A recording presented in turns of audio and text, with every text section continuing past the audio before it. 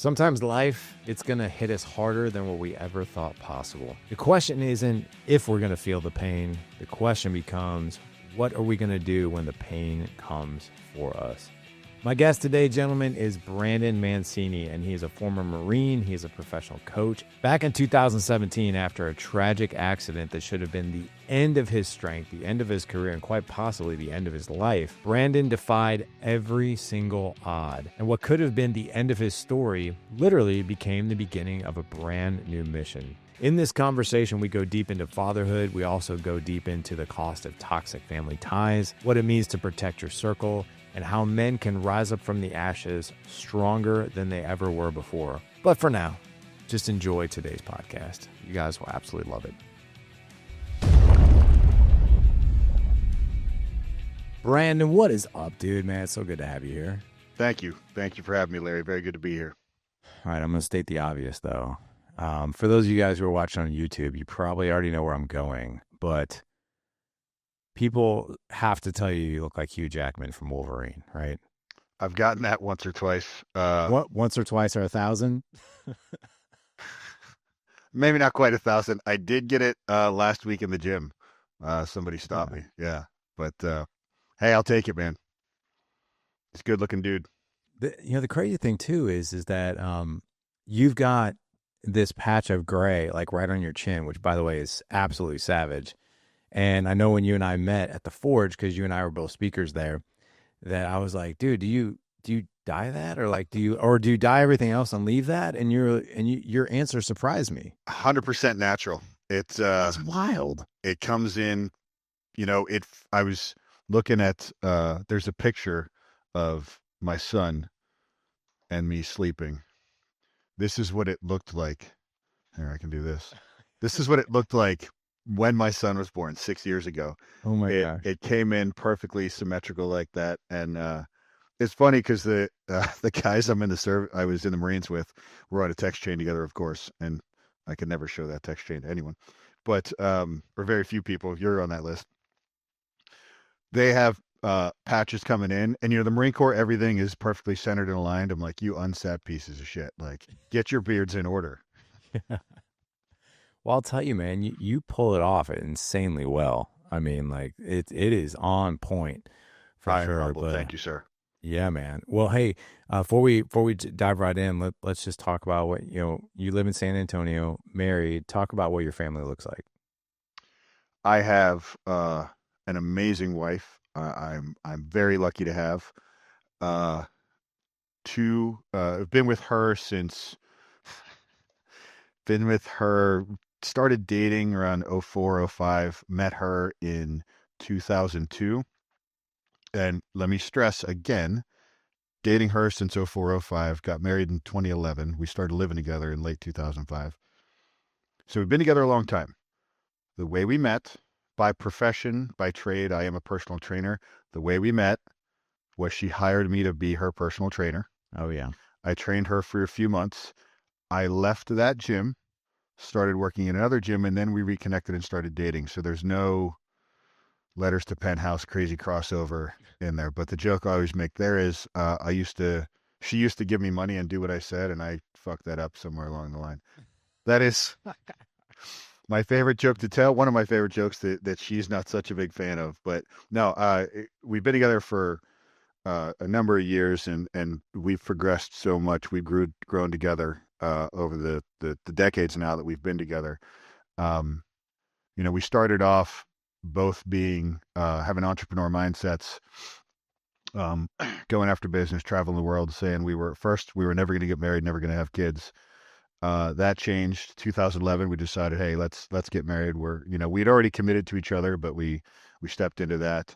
And then in 2016, we started talking about having kids. 2017, we started that journey.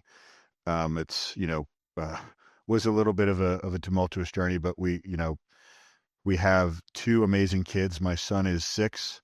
My daughter is 4. Gavin is my son. Freya is my daughter. And I mean, I am living vicariously through them in so many ways, man. I don't have to tell you, you know what it's like, but My goodness. Yeah, and then kids have a way of teaching you a firsthand lesson in theology. So, started going to church after my kids were born. Um, Accepted Christ in December 28th. I officially accepted him of 2024. So yeah, that's where I am. That's who I am. A believer, man, husband, father, coach, entrepreneur, trying to grow in each of those roles. I love that, man. And you guys waited a minute before you started having kids. Well, yeah. Again, at first we were that couple that we weren't going to. You know, it was we both grew up in not she had a more stable upbringing than I did, but we both grew up in relationships that her parents are still together, mine are not, but maybe didn't model in her younger years, but throughout my whole life, the best model for parents and what they should be, how they should raise their kids. So we didn't have a good model for that. But you know, as long as I've been in the fitness industry, I started working as a personal trainer in 2001. You make friends with a lot of your clients, and a lot of my clients were successful business people, and you know, many of them had families. So I started to see models of you know, what a healthy nuclear family could be. Um, and that, you know, that got intriguing. And then as my father figures, my grandfather, you know, mostly as they passed away, you know, you start to think about, well, what am I actually going to leave to this world? And yeah, so that started to open my mind to the possibility, and thank God it did what it did, because that was my son was born when I was 41. We started trying to have kids when I was 39, and my son was born at 41. My daughter 2 years after. Yeah. Wow. Okay. So yeah, you guys got the later start. I had my last one at 41. So yeah, I'm right there. I'm right there with you as far as still having kids at that age. But you mentioned that your parents divorced, correct? Yes. Yeah. So what's the relationship? What was the relationship with your own dad like growing up? Um, you know, when you're a young kid, uh, it's just you see your dad, and if he's around even just a little bit, you that's you know the the first man you see, right? So you look up to him. Um, and you know, I would vie for his attention. Um, you know, I look at some of the I don't know if you had these, but the school books at the not the yearbooks, right? I'm talking like elementary school, but you would put the school picture in there, and then you'd write some stuff in it. Just memories of the year. You might put your report card in there, uh, and like you'd write. There was this one where you wrote your heroes, right? And I put like my dad and my uncle, right? So you know, um, when I was very young, I definitely looked up to him. Um, he he would rather chase women, drugs, and alcohol than spend time with his family. So caught onto that pretty quick, and you know that doesn't lead to making good decisions as a boy. So there wasn't much of a relationship there through junior high and high school, but you know I've tried to over the years uh, reconnect with him when a few years ago in 2011 2012, that era when we first moved to San Antonio. um, One of his skills is just a great mechanic's mind, great um, uh, mechanically gifted. So I bought an old motorcycle and invited him to come stay with us, and we were going to do a cafe project. And that just it that whole interaction didn't go well. So I broke ties with him at that point and said I think it's best we go our separate ways. And yeah, that kind of brings us up to speed on that relationship. So is he still alive? I think so. And how long's it been? The last time I talked to him was 2012. Wow. Do you even know where he lives? Last I heard, it was Florida. Wow, man. And do you have siblings? Tell me, you have siblings? I have an older sister and a younger brother. Do they still talk to him? I think my sister does. I don't know for sure. I know my brother did for a number of years. My brother has kids as well. Um, and he he recently cut him off. Wow, man. Um, and just out of curiosity, is there a reason you're not sure about your sister and whether or not she talks to him? Is it just one of those things you guys just don't talk about? Um, when I first broke ties with him, she you know, asked me why and and got into that conversation a bit. And I'm an open book. I'll talk about anything. I just but we haven't talked about it since. She hasn't asked, so yeah. She doesn't have kids, so I don't we don't yeah talk about like do the like when I talk to my brother about his kids and what they're doing. The conversation would come up about like how is dad treating them and stuff like that. Got it. What does your mom say about all this? Uh, they had I was young at the time, like 7 years old, I think, 7 or 8, somewhere in there. So, but I remember it being like a rough divorce, rough split. Um, Once or twice over the past more than a decade or more now, she said, you should reach back out to him. You know, okay, I appreciate the input, but no, I've given him as many chances as I can. So, um, yeah, so she said it, I think, twice, but And for you, I mean, how do you? There's a reason that I'm asking you all this is because I have experience with this myself. Not with my dad, but with other people in my family. How does it sit with you? how does it sit with me? I mean, I would be lying if I would if I said I'm glad I don't have a relationship with my dad, but I can't, especially having kids. That like my role is to, at least in part, to protect them, and he can be uh, dangerous to be around, right? Mhm. And you know not for the reasons a lot of people may think. He's just inconsiderate and selfish. So there's yeah. So again, to summarize, I wish I was able to have a relationship with him, but in order to have that, he would, there were some changes that he would have to make. And I told him that it's, set some standards. So you have to, there's the old statement that blood is thicker than water, right?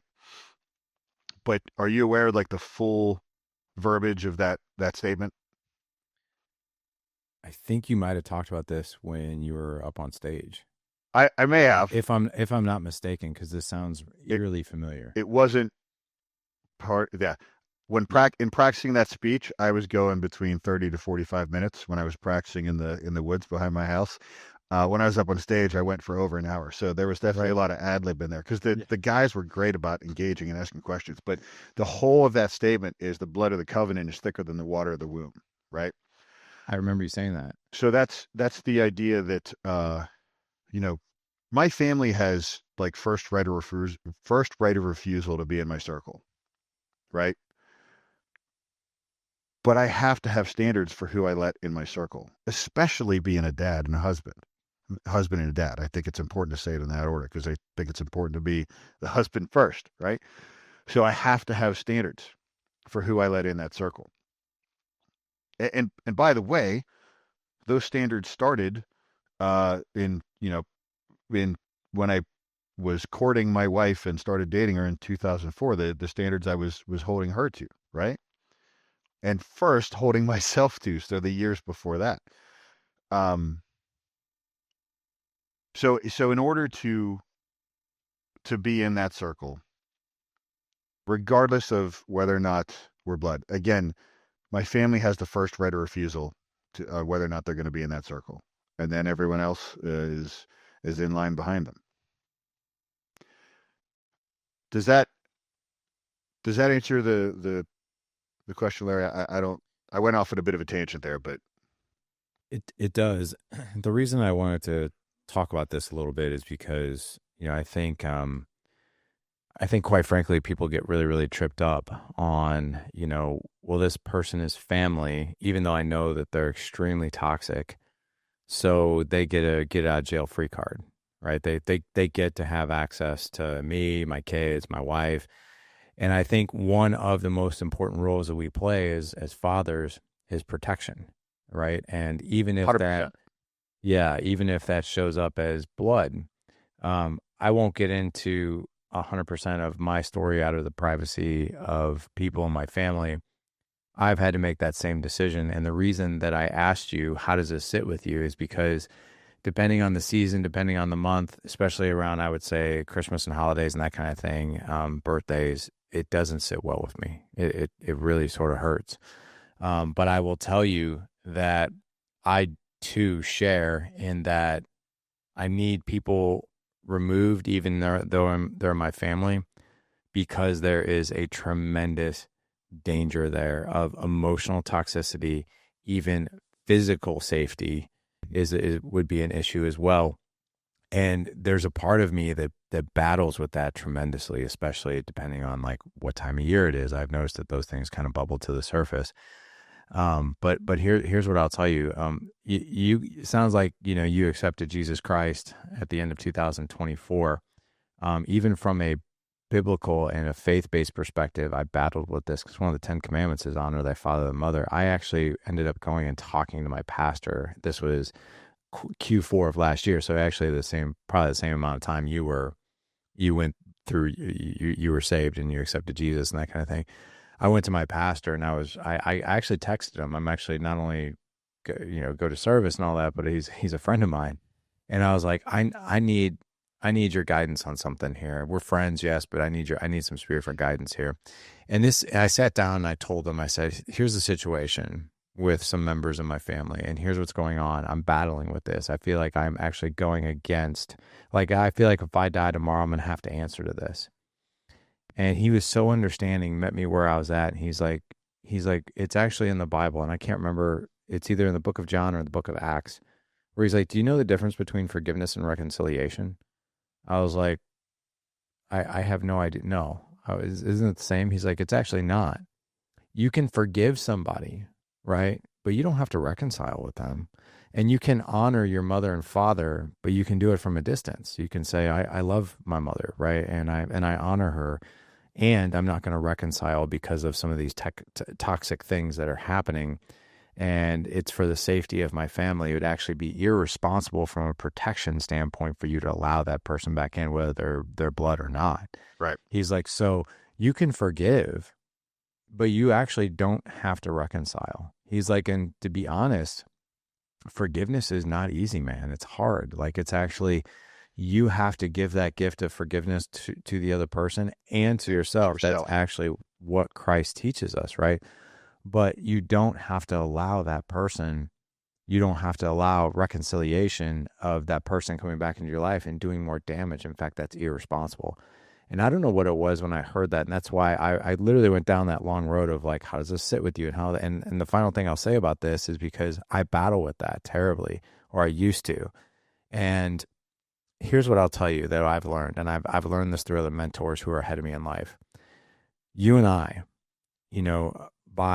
by making that decision that this person who is maybe physically, emotionally, mentally unsafe for my children to be around, for my family to be around, we are actually the ones that bear the cross on that. We are actually the ones that bear the pain, the guilt, the shame, all these question marks in our mind. Am I doing the right thing? So that we can protect our family so they don't have to feel that pain. So it's almost like we are taking the bullets for them so they're not growing up with this generational trauma and impact that we're trying to protect themselves with. But quite frankly, it's hard and it Yeah. feels like crap sometimes. And that's why I asked you those questions. It's, there is more coming from it. And I know that because my in-laws are fantastic people.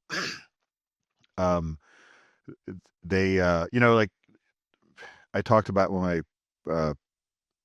what the relationship was when my wife was younger, but they have a great relationship now, very happily married, um, empty nesters, right? But they're grandparents now. And so my kids have a great relationship with them. They love grandma and papa, as they call them, right? And so my son has already noticed that he figured, they learn who grandma and papa are. That's mom's mom and dad, right? And they know my mom. I think we mentioned this, when my mom retired, we moved her in. We're building a casita for her out back. So they know grandma is my mom. And my dad's asked, once or twice, well, where's your dad? And we're like, well, he's not around. That's where we're at this point. And, I know I'm going to have more of that conversation at some point, but yeah, the lesson of it's daddy's role to protect you from everyone, regardless of, who they are. So I know that's coming. Yeah. You know what's really interesting though is how old is Gavin? 6? 6, yes, sir. Yeah.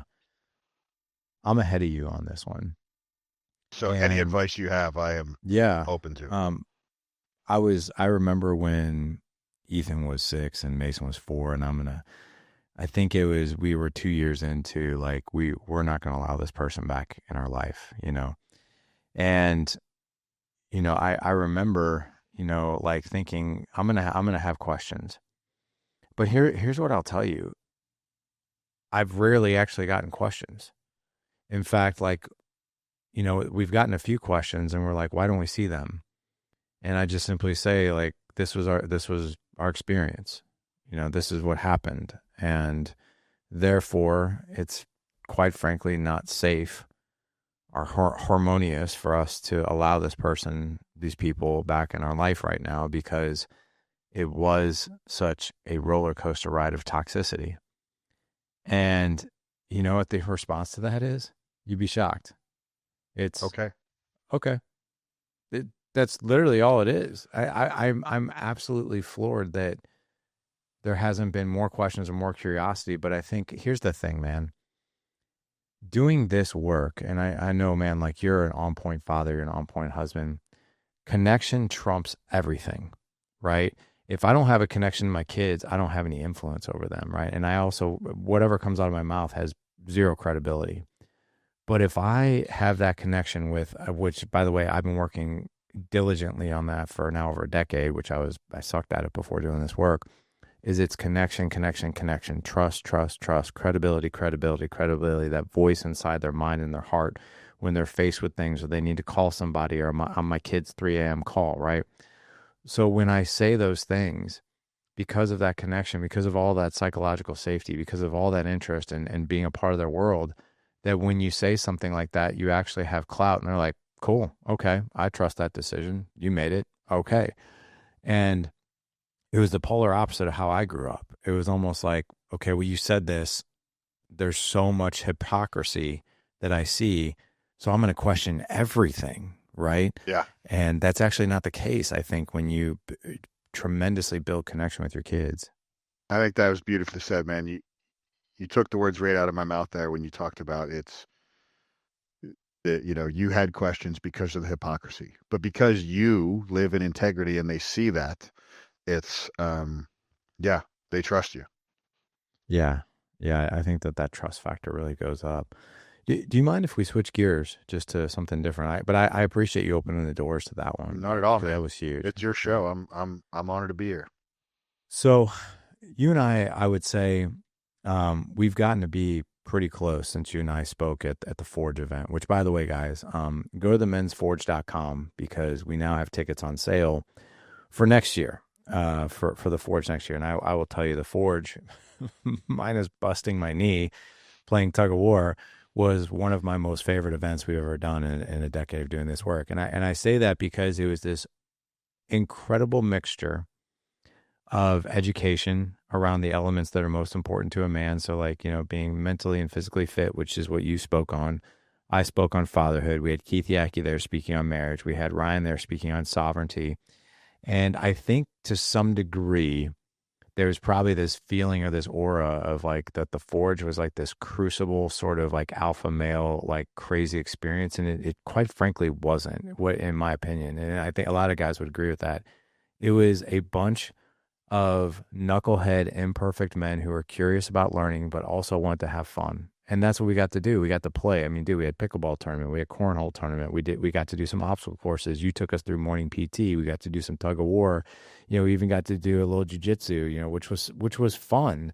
It's a And no blast. one came in. It was a blast. No one came in with alpha male energy, and no one came in with "I'm going to kick your ass." I mean, it was like let's play, and that's what it was, and that's what it is going to be next year. But you and I met at the Forge, and you were the one that spoke, I believe, first. And I remember, a year and a half before the Forge, I injured my right knee, and it was kind of gnarly because like it was bleeding internally, and no one could figure out why. I didn't even know. It got in my head, and the recovery was kind of long, but I recovered just fine.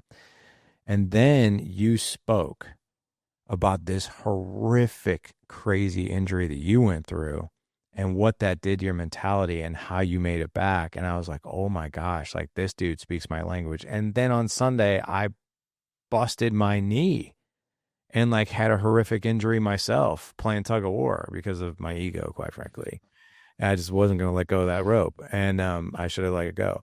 But I want you to take us through that journey because anybody who looks at you, Brandon, I mean, they're like, this is a fit dude. This is a guy who physically looks like he can take care of business, but you got humbled, man, big time years ago. And I want you to take us through that. Yeah, yeah, I'd love to.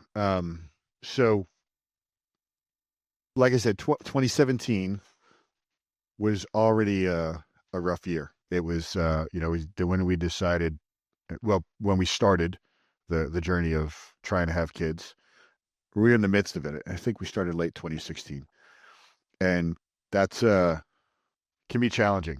Um, so I turned 40 in July of 2017. My wife at that point had had two or three miscarriages, and that's um, you know not easy to go through, right? To see your wife go through that, but of course it is, much harder for her. So there was a lot of challenges going on. Um, so November of 2017, we were living downtown San Antonio. I was coaching a couple different CrossFit gyms downtown. Would coach a few classes and had some clients. Uh, I was in some of the best shape of my life. So November 19th, 2017, the workout, the WOD for that day was heavy singles on back squat. I worked up to 405. I think I probably could have got a little bit heavier, but that's what I wanted to get out of that day, and then did a workout called Power Elizabeth. So at 40 years old, I was outperforming the guys half my age in that gym, right? I was, on the leaderboard and just in great shape. That was November 19th. November 20th, 2017. Had a few clients in the morning. My wife was working up in Austin that day. Uh, we had a dog named Piggy who was going through chemotherapy. She was a great dog, man. Loading her in the back of my Jeep on the side of the road out in front of our condo. A young man driving his dad's truck, high off his ass, comes along, hits me, uh, pins me, crushes my right leg between the front of his truck and the back of my Jeep. Um, so the day before, squatting 405, outperforming all the 20-year-olds, 20 somethings in the gym. Um, and the day after, my workout of the day was taking 10 steps with a walker. So in that moment, I'm lying on the sidewalk, on the side of the road, have a bunch of people around, and I realize I have to call my wife. I have to tell her um, the plans have changed because I was supposed to take Piggy to her chemotherapy treatment, leave her there. I go coach my classes and my clients, and then she, on her drive back to Austin, picks Piggy up from the vet and brings her home. Now, if you live in around San Antonio, Texas, 35 between Austin and San Antonio is always under construction, and it's a city drive to go through when you're not stressed out. So I need to tell her things have changed. I don't want to stress her out. So I need to make sure I can be calm on the phone. So the first person I call is my buddy Dan that owns the gym, who I'm supposed to coach the 2:30 class. And I call him and I'm like, hey, Dan, um, I was just hit by a car. I'm not going to be able to coach the 2:30 class. I hope you can get it covered. And I left a message because he didn't answer. He told me he listened and he looked at the phone like, is this a fucking joke? So I knew I could stay calm. And so I call my wife and I'm like, she answers the phone, hey babe, the way she always does. And I told her, hey, I was in an accident. So I'm not going to be able to take Piggy to the vet. So please just come straight home after you're done working up there. And I'll never forget, as she hung up, she said, okay, take it easy on the other guy, and hung up. I was like, oh man, feeling new, right? So the paramedics show up. Um, they're putting me in the back of the van and the back of the ambulance. And when I was in the Marines, anytime you're injured, drink drink Motrin, take water is the joke, right? Of course, it's drink water, take Motrin, because they just pump you full of painkillers. So very early on, I just started, I'm just going to deal with the pain. I don't want to develop a tolerance to painkillers. So I developed this thing where I would say, uh, and I know you know this because yeah. I said, Yeah. I don't want to take that stuff because I want it to work if I ever need it. Right. So they're loading me in the back of the ambulance, and the one paramedic goes, all right, I'm going to give you something or do you want something for the pain? And just by default in my end, there's like, I don't take that stuff, man. I want it to work if I ever need it. And I hear the paramedics kind of chuckle, and the guy goes, hey, man, I think this is when you need it. And so I was like, oh, yeah. Okay. So they give me something. Honestly, I don't know what it was. They probably told me, I don't know, but I just remember getting fuzzy. And then he's like, all right, I'm going to call your wife and tell her where we're taking you. So he grabs my phone, and I tried to be like, okay, just don't tell her, but whatever. So, and this is the part of the story that's still hard to talk about because he calls for my phone. So she sees my number come up, answers the phone, probably said, hey, babe. And then she hears some other guy's voice saying, hey, this is so and so. I'm a paramedic. We're taking your husband to University Medical. He's been hit by a car. And they tell her his leg and his hip are broken because that's what they saw. So, uh, yeah, so she had to drive home through some of the worst traffic you could experience in Texas, and knowing that. Uh, so, but she is a trooper, man.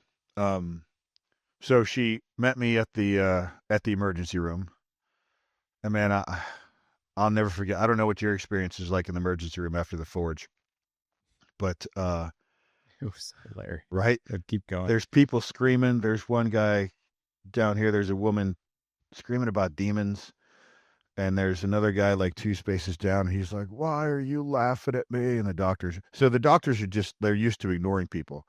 So they lay me on the table and I'm just like, "How's everybody doing today?" I'm a comedian at heart, but I'm not very funny. So I make money as a coach. But so I'm like, I'm trying to joke and everything. And then finally there's this halo of doctors standing over me.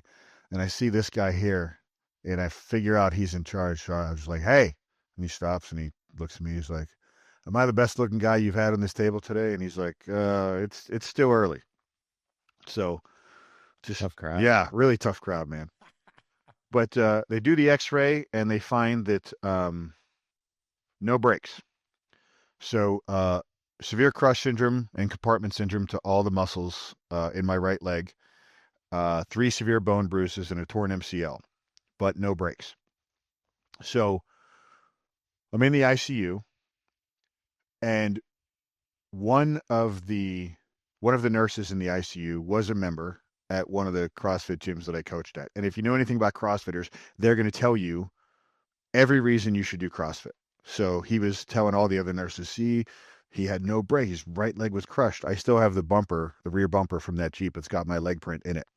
He's like, this is why you need to come to CrossFit. It makes you harder to kill," is one of the things CrossFitters love to say. And properly done, it does.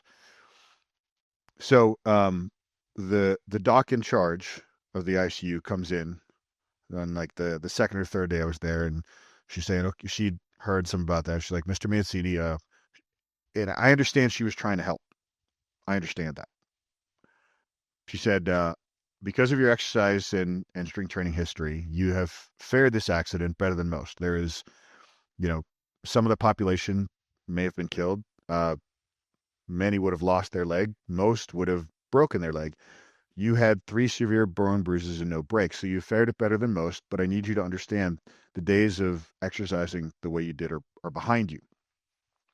And again, I know she meant well. I know she did. But I also know I need to set my standard. We talked about standards earlier. And there's so many crossovers you learn from developing strength in the physical realm. I knew I needed to set that standard, so I said, "I'm sorry, who's in charge of my health care?" The look on her face instantly told me she thought I was asking, "Where's the man in charge?" So she kind of rolled her eyes. She said, "I'm in charge of your health care. Are you okay with that?" I said, "No, you're not. You're a consultant. I am in charge of my health care. I will squat 405 again." At the end, she rolled her eyes a bit and she said, "Oh, okay, well, good luck," or something like that. I don't remember exactly what she said from there. But I set the standard, and it took me 16 months. 16 months later, I was squatting 405, a day earlier than I had planned. But yeah, that's the tale of my accident, my comeback. Quick pause here, gents. As you guys know, during the Forge on May the 4th, I actually ruptured my patella tendon, and it was brutal. That is a horrible injury. I do not recommend it. It is not fun. But here I am in September, just 4 months after this procedure, which usually takes anywhere from 9 months to a year to bounce back from. And I am months ahead of schedule. And why is that? I locked in my recovery as one of the biggest priorities of my health of the past 4 months. And one of the biggest things that I've been using over the past 4 months, as I always have, but I've just used quite a bit more of it this time, which is Formula One with the Ignition stack, or the First Form post workout stack. So after every PT session that I had, after every workout that I had, I made that a non negotiable, because Formula One with Ignition is a fast-acting protein, quick glycogen refill. It's exactly what our muscles need to heal and grow quickly. And now here I am, like I said, just 4 months post-surgery. I'm already walking 5 miles a day again, and I'm lifting 4 times a week. And my orthopedic is absolutely blown away at the timeline and how quickly I've been able to bounce back. Even with limited activity, I've been able to actually keep my body fat sub 8% body fat, which has been absolutely shocking to me. The biggest thing that I dialed in was my micronutrients, my recovery.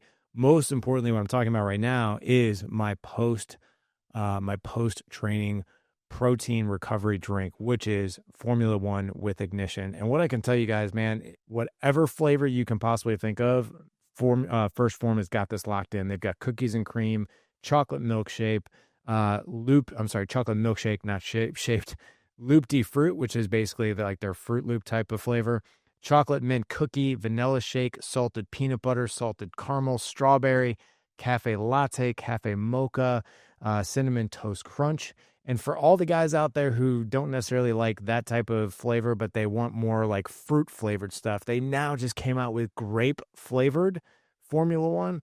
Also, watermelon lemonade, strawberry limeade, and one of my favorites, this one actually shocked me, tropical punch. This literally tastes like a legit back when you were a kid or in elementary school, like fruit punch. It is so good. So good. And it is so good for you. So guys, I'll have a link in the show notes. All you have to do is just go to thedadedge.com/post stack. Thedadedge.com/post stack. That's POSTSTACK. Again, thedadedge.com/post stack. If you spend over $100, you'll get free shipping. Over $150, you'll get a free, usually they'll throw in a sample of their energy drinks, and over $250, you'll get a t-shirt as well. All three. I'll tell you what, you can't go wrong with them, especially this product. In my personal opinion, First Form has really knocked it out with this product alone to differentiate themselves in the marketplace. Again, this is Formula One with Ignition. You're not going to get any better of a recovery from a post-workout stack as you will that. And most importantly, it tastes phenomenal no matter what flavor you go with. Again, go to thedadedge.com/post stack. All right, guys, back to the show. And I'll tell you, man, that story hits home so much, obviously, because I am in the midst, as you and I are recovering, as you and I are recording. We're recording this podcast in the middle of July, which today is actually the 2-month anniversary of my procedure. So, but as this show airs, it's further along than that, but 2 months. And I will tell you, the funny thing is when I got hurt at the Forge, somebody was like, do you need some Motrin? And I literally I had to make a joke about it because I was in so much pain. I was like, I don't take that stuff. I want to take it. I want to make sure I need it when I need it to work. I was there when you said that. You were there. All right, smartass, just settle down. Yeah, man. I'll tell you, but can I just share something with you super personal? Yes, sir. A lot of men don't have other good men in their life. It's true. Yeah. And I think that is a game changer for people. You and I are in the coaching business, and you and I are in that realm. And to be quite honest, I remember when I first started the Alliance and I first started our mastermind back in 2016. And, I think now we're kind of like the OGs. Like me and Mickler are kind of like the OGs of it. And now it seems like everybody's a guru. But I think you need to, number one, be careful who you do life with, because, a lot of people want to say that they're gurus, but they also don't have a decade of experience under their belt like we do. So not all coaching, I think, is created equal. And I think sometimes when people call, coaching groups or communities, they're just like, oh, they're a dime a dozen. And I would argue that they're not. But I would also argue that having good men in your life, that is also not a dime a dozen. If you have one or a circle or of people who come into your life, whether it's for a decade, for your life, or for a season, I am insanely grateful for you, because I would not be where I'm at today in my recovery had I not been so inspired by your story and so inspired by how you continue to be, whether you're that voice in my text message thread or on audio or we talk live, whether it goes, 30 days we don't talk or we touch base once a week. It's you've been that person that I know. I look at this almost like a boxing match, and I'm doing battle with my recovery, but I also know when I need a break and I need to go to my corner man, which is you, I can go unpack and reprieve and be like, because there have been times where I've been like, dude, I'm kicking ass this week.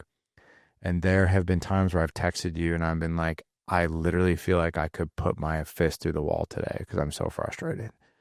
And you being there for me, always meeting me where I'm at through this recovery, because dealing with a torn patella tendon, it's like basically recovering from a total. In fact, I've been told that recovering from a total knee is actually it's easier than what I'm going through. And it's been a mind mess to say the least. And to have a good man like you in my life has been an absolute game changer in this recovery, because I know you speak that language. You've been there. You know what it's like. I remember, you know, my first day of physical therapy, and like the EMS, the electrodes that were hooked up to my quad to get it to go to reactivate, which is basically electrical current, and trying to even bend it was so excruciating.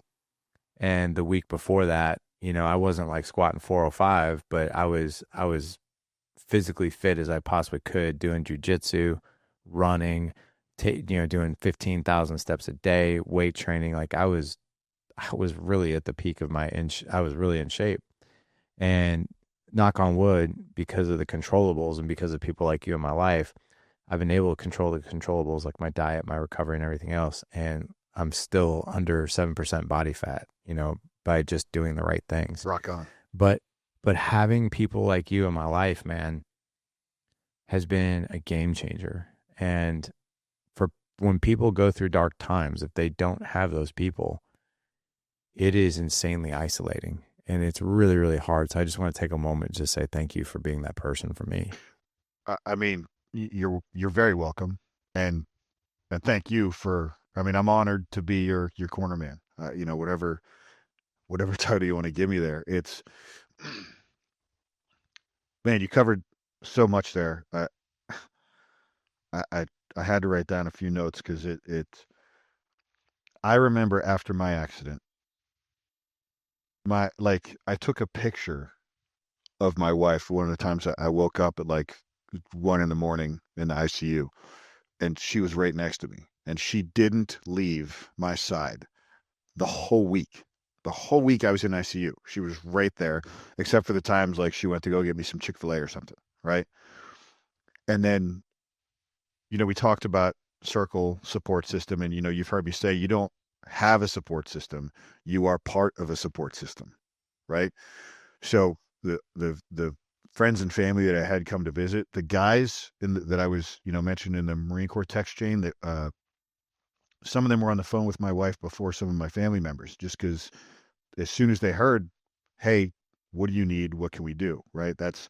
I'm so lucky to have that circle. I'm honored to be part of yours. The flip side to that is, and I remember thinking this, the times when I was down and I wanted to give up, the thought comes in of like, how can I? All these people, these amazing people, it's not like there's a ton. There's a select few that are at an extremely high standard, are are offering support to me. How dare I insult them by not doing what I need to do to get better? You know what I mean? So those thoughts definitely creep in. But recognizing how fortunate we are to have that support system. And to the point about guys not um a lot of guys not having that. It's true. I think it's difficult for guys to get it, but a lot of guys also, and this may be a tough pill to swallow, a lot of guys have to take ownership over building that support system, because I'm very fortunate to have that support system, but I did play the pivotal role in building that support system. Yeah. Right? Um, you, I mean, look at the amazing support system that you've built around you. I mean, that did not happen by chance, man. You and Ryan putting together the Forge event. I'm sure I mean, you're on social media, so I'm sure you get people, oh, it's what you do is easy. I remember years ago when I was still working in big box gyms, this is probably 2012. I posted on Facebook, just finished a meeting with one of my team members, sitting in my office, posted on Facebook. Those who complain about work-life balance are unwilling to put in the work to get the balance in their life. Post. And I got back to work. A few minutes later, someone kicks in my door and they're like, "How dare you post something like that? Your life is so easy." But you know, your wife cooks for you and not knowing like, sure she does. I do a lot for her. We work together, right? Um, but the point I was getting there for men taking ownership and building that support system. When I was in the Marine Corps, one of my secondary MOSs was I was a marksmanship coach. So I would teach people how to shoot. And statistically speaking, given instruction, if both are given instruction, a woman is going to be a better shooter than a man. On the average, more men will practice shooting. But if I take the average man, the average woman, and I say, okay, here's a weapon, I'm going to teach you how to shoot it, even if they both listen, statistically speaking, in the head, the guy's going to go, I'm a man, I don't need shit. You're not going to teach me anything. Men are more resistant to coaching. If I wanted to make money easier, I would market to women, if I'm being honest. I don't, but I do have women in my client book because they seek it out more readily than men do. Men need to be open to the fact that they need support. They need to be part of a support system. Again, not have a support system, be part of a support system, be active in that community. You are, man. And that's why I'm honored to be part of your support system and have you in mind. Well, I appreciate that, man. More than you know. And I'm so thankful for it that I'm sure you probably heard, like, it choked me up a bit because it's like, it's a gift. It's really a gift, you know, to have good, strong men in your life. And I'm not just talking physically, I'm talking like the mental and emotional thing, because like, I mean, like, I think people would see you and be like, that's a tough looking dude. Like, you know, but like, I can reach out to you and be like, dude, mentally and emotionally, I am absolutely in the pit today. Like I am, like I've even texted you. I'm like, dude, I completely broke down today. Like stuff like that. And you're always that person, man, that just meets me where I'm at. And I just love that about you, man. So I give gratitude to that. I do want to switch gears and I want to talk about like how you help people. I know you've got 3 tenets and 3 pillars around what you coach, which is awesome. And I want to give you some time and space to talk about that. Yeah, for sure. Real quick before we get into that, you know, you mentioned strength there, right? It's first on the perception of strength and the perception of masculinity, however you want to put that. When I went to an event first time with Ryan, it was a year before the Forge event. He had the Uprising event. At the end of the event, I told him, I was like, hey man, I'm glad this went well. I'm glad this went as well as it did, because my mindset going into that was if I'd, you know, engaged with Ryan online, but it was the first time meeting him in person and going to one of those events. And I told him at the end of that, I told myself if I show up here and it's a bunch of false bravado bullshit, I'm out. You're out. I'm Yeah, I done. remember you saying that. Right? It wasn't. It was real. It was real, like dig in, self-development. This is real shit. We all have down times. Here's how we deal with it. And it was the same thing when I met you. So we talk about that physical strength. And I alluded earlier that you learn so much in the physical realm when you develop strength. Well, let's define that word, strength. Strength is the ability of a position or pattern to maintain its integrity under increasing load. When we talk about the physical realm, squat, hinge, push, pull, right? You get stronger in those primary human movement patterns. And you're able to move more weight. You become more resistant to injury. Your bone density, not just your muscles strength increases, bone density increases, ligament, tendon, tensile strength increases. So those positions and patterns are able to maintain their integrity under increasing load. But we can take that definition and we can put it into your emotions. Are you emotionally strong? Can you stand up to stress? Your political and philosophical positions, do they hold up under debate? Are they strong? Right? Your relationship, does it hold up under stress? Is it strong? And how do you develop strength? By moving in an intelligent manner through stressful situations, going outside your comfort zone, and then coming back, revisiting and recovering. And I see you do that. I see in all forms. Your relationships with your kids, the stuff we've talked about at the beginning, right? When you talked about building trust with them, it doesn't just happen by accident. You exemplified in all forms, man.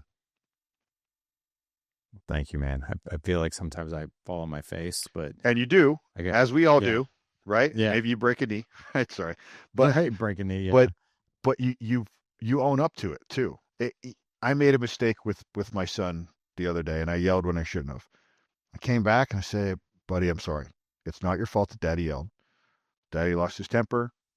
We do that sometimes, but I want to apologize to you." Modeling what to do when you make a mistake. That's there's he's going to see bad examples. Sometimes it's going to be me, right? So it's important to model how to own up to mistakes as well. Yeah, that humility thing, man. One thing I've noticed about this, like I don't know how you were raised. I mean, I know it sounds like it was, it was a bit of a roller coaster ride, but it was I'm the parent, you're the kid, and it's not my fault, it's yours, right? There was never any ownership. And I know Gavin is younger, and your daughter is younger, and but one thing I can tell you is if you keep doing that, the chances of your kids growing up with, extreme ownership of like when you call them forward. I don't like to use the term call them out because I feel like it's more of a punch in the face, which in rare occasions is needed, but rarely. But it's more of a call forward. I get a response usually like, I have no excuse. You're exactly right. I am I am sorry. And here's what I'm going to do to fix it. And I'm like, dang, like, look at that. Right. But I, I also like, I think I've done a pretty good job, and so has my wife, of modeling that behavior too, because we fully know that we are far from perfect and we make a gazillion mistakes a day. But I want to let men off the hook there, where not let them off the hook, but to encourage them that it's really okay to apologize and to be humble in front of your kids, because that's exactly how they're going to operate. If it's always somebody else's fault and you never take ownership, well, you're probably going to raise a kid where it's never anybody else's fault and they're not going to take Right. ownership. It's more than okay, man. It's necessary. Yeah. Yeah. But yeah, so let's get back to what we were talking about as far as, these three tenets and what you coach to in particular, because I think it's fascinating. Thank you. It's when we talk about goals, when I talk about people and their health and fitness goals, I've built this structure that helps them stay on the path longer, right? Because one of the joke in the fitness industry is the hardest thing to do is to start. The second hardest thing to do is to stay with it, right? But as long as you do that second hardest thing, you never have to do the first hardest thing again. So the flaw, in my opinion, is most people don't set goals that are worthy enough. For decades, I've said the best pre-workout is a worthy goal. Because why? Why do you take a pre-workout? Most people do it. Properly done, it primes your nervous system, allows you to get more out of the workout. Most people do it because they're tired, because they didn't get enough sleep. They're run down because they haven't eaten enough good food, right? They're just sleeping poor, scrolling on social media in bed when they should be going to sleep, and not drinking enough water. But if your goal is important enough to you, if it lights you on fire, then you're going to prioritize good food. You're going to prioritize good sleep, and you're going to create a buffer between you and those distractions that pull you away from all that stuff. So the best pre-workout is a worthy goal. So how do we set a worthy goal? Well, we do it in that 3-goal framework. The first one, which most people kind of get, is, but they don't go in enough detail, is the aesthetic goal. So this is, most people say, I want a six pack, or I want this person's arms, this person's legs. I want this physique. That's good to have, but get some detail in there. Figure out if you have an ideal body, get some guidelines about what that body fat percent is. Most people just stick to the weight. And I can tell you, I've been doing this for damn near 25 years now. It's a quarter century. When I get people to their desired physique, they usually weigh more than they expect. I had this woman years ago who she didn't do the thing. I've got a vacation in 3 weeks. Can you get me ready? She came. It was like eight months before. she was like, I have this vacation this summer. I want to be the showstopper on the beach. Cool. So she had this goal weight, but she was weighing herself every day. I was like, throw your scale away. I'll buy you another scale, right? Throw it away. And we just went off her journaling, how she feels, and doing some circumference measurements. Okay. And weekly pictures in the bathroom mirror. She was doing great, building up, building up. It was like 3, 4 weeks before the vacation. She came into the gym. She was so excited. She's like, I bought the suit. I love it. I love the way I look. She was stoked. I said, cool.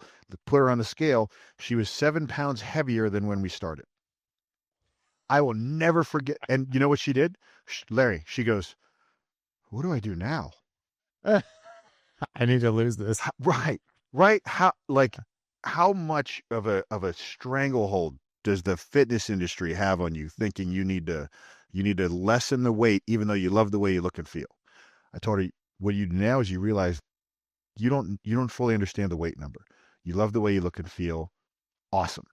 So get detailed in that aesthetic goal. Get a body fat percent goal. Okay? Now, once you have that, that's still kind of abstract because you see your body all day, every day. So you're going to notice those changes last. The person who sees you on the weekends or maybe once or twice a week at work, they're going to notice first because they see you. And then a few days later, you lost a pound or two. You've lost a pound or two of fat. That's a noticeable change, right? So they're going to notice first. They're going to be like, man, Larry, you're looking good. And you'll traditionally what happens is they know I'm working on it. They're just telling me that. These tricks we play on ourselves, right? So get that aesthetic goal, get into the details of it, set a good one, but we're not focused on that. Goal number 2 is at the other end of the spectrum, what I call the lifetime or legacy goal. The question I summarize is what type of old person do you want to be? And when I first started doing this, I had a training manager who was like, you can't ask people that. What type of, they don't want to think of themselves as old. To which my response is, what's the alternative? Right? What's the alternative if you're not going to get old?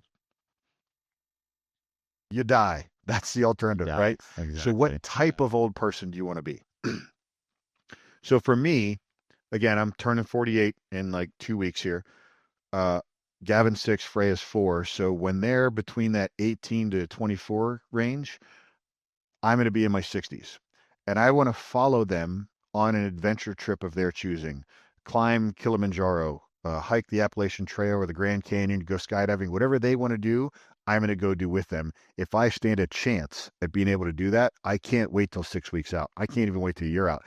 I need to be working on my health and fitness now to be capable, develop strength. That's my lifetime legacy goal. But again, a little abstract. Get those two nailed down. Then you come to the most important one, what I call the empowering goal. And that is in the next 3 to 12 months, what hobby, sport, activity do you want to do? Do you want to get better at? Because you can feel yourself within a given practice get better at a sport, right?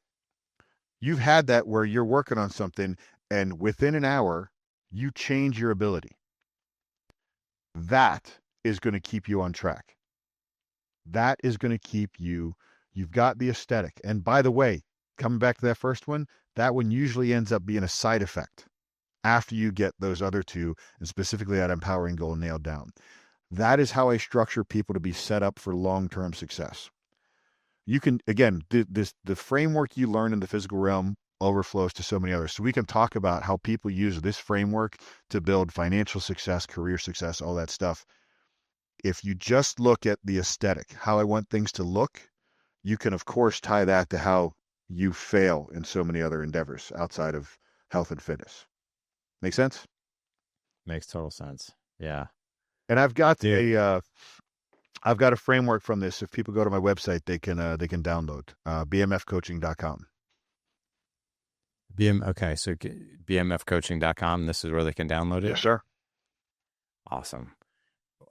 We're guys, not to worry, we're gonna have a link in the show notes for you. As well as Brandon, I know you're really active on social media. I mean, obviously your website, but where else can men connect with you?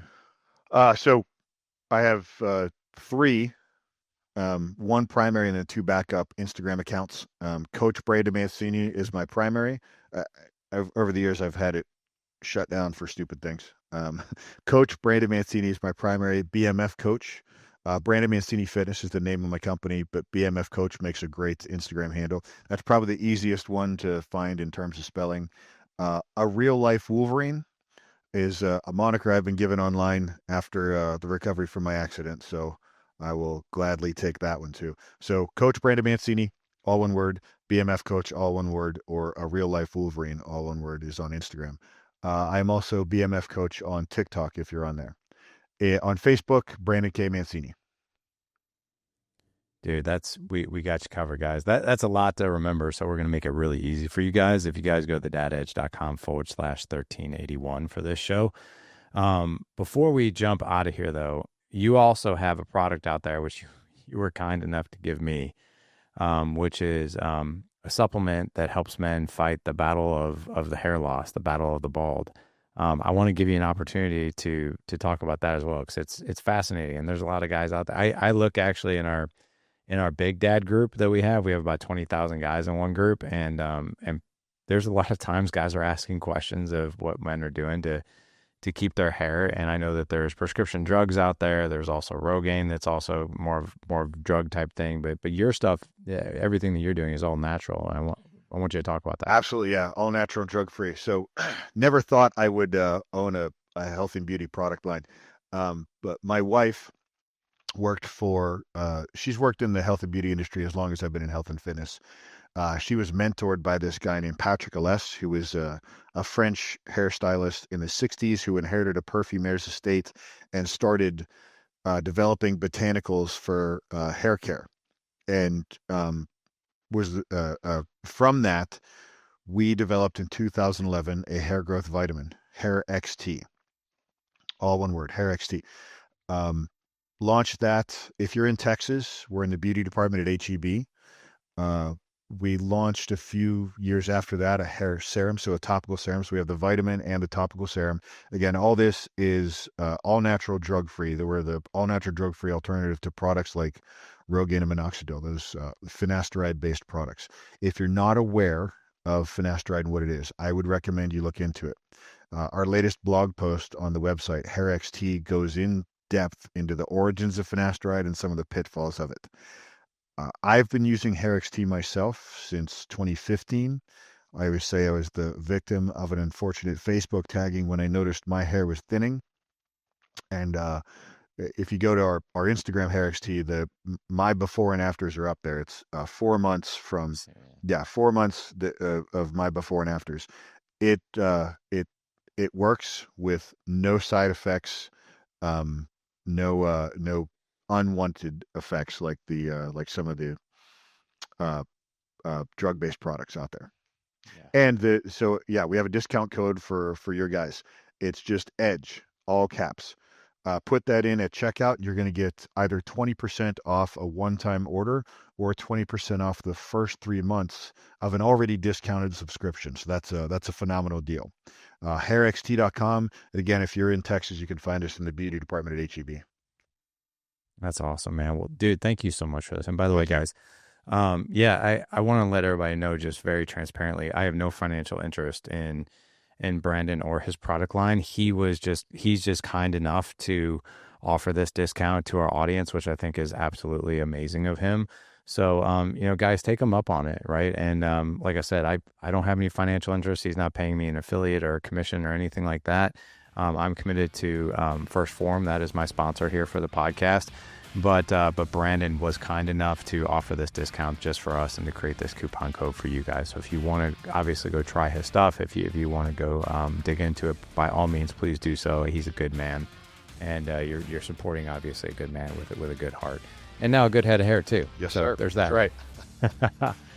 Gents, head on over to thedadedge.com/1381 for the show. Again, thedadedge.com/1381. We'll have all of these links in there for you and the way to best connect with Brandon as well. But Brandon, from my heart to yours, dude, thank you so much for coming on today. And thank you for being my corner man through this recovery as well. It's meant the world to me in so many ways. Honored to be so. Thank you for having me on there. Thank you, brother.